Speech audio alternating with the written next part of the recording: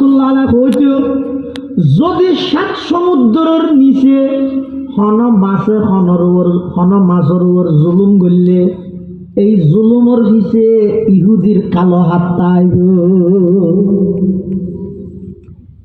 আফগান তামাতা মইর ইহুদির কালো হাত, ইরাক তামাতা মইর ইহুদির কালো হাত, আরকান তামাতা মইর ইহুদির কালো হাত। বর্তমান ফিলিস্তিনত নিরীহ মুসলমানরা হত্যা করার, গণহত্যা করার, পাখির মতো গুলি করে নির্বিচারে শিশু হত্যা করার সম্পূর্ণ হত্যার পিছনে পৃথিবীর শ্রেষ্ঠ সন্ত্রাসী ইহুদিরাই দায়ী, ইহুদিরাই দায়ী। আল্লাহর পয়গম্বরের মাথা স্থির করে দিই এই কুখ্যাত ইহুদি। আরেকদিন রাতে আল্লাহর পয়গম্বর শুয়ে ঘুম, এই অবস্থা জিবরাইল এসে মিকাইল এসে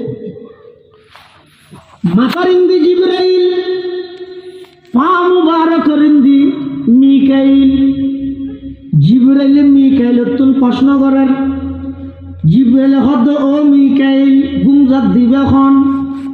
মিকাইল দিব ইদেন মুহাম্মাদুর রাসূলুল্লাহ সাল্লাল্লাহু আলাইহি ওয়াসাল্লাম।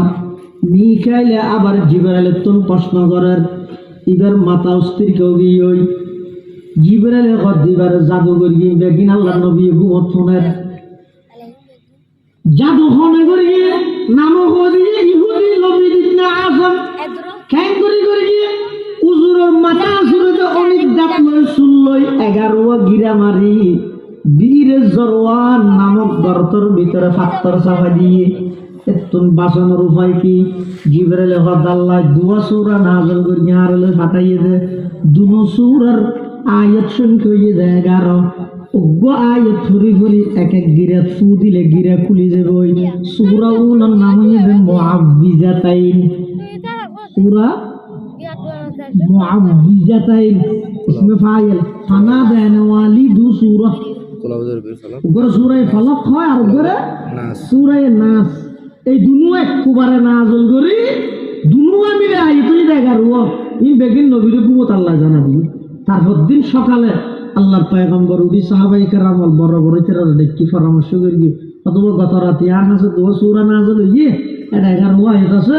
এতদিন নাই অস্থির করি না আত্ম অসুখ হয়ে দে এই মনে হয় স্বাভাবিক অসুখ নয়। এক ইহুদি হতে আল্লাহ জাদু করিয়ে দে তোমরা চাই যাইয়ে রে ওই বীর জরওয়ান নামক গর্তর ভিতর তুন পাথর সামাই দিয়ে রে যেই মন্ত্র করিয়ে রে আল্লাহ গিয়া করবি না রাজে তো নামাবো ই না নিয়ে রে একে গিরা আয়ত তরি করে ফু দিয়ে পুলি গুজুরের মাথা কাটলো গিয়ে তখন হযরত উমর ডাক মারে, ইজাল্লি ইয়া রাসূলুল্লাহ আযরিবু উনুকা যালিকাল ইহুদি। হুজুর অনারে জাদুকর এত বড় সাহস সেই ইহুদিদের আর নবীর জাদুকর আমি তার বদনাম আনি অনুষ্ঠান নাই। আল্লাহ নবী হতে না বর না আইবার মাফ করে দিন।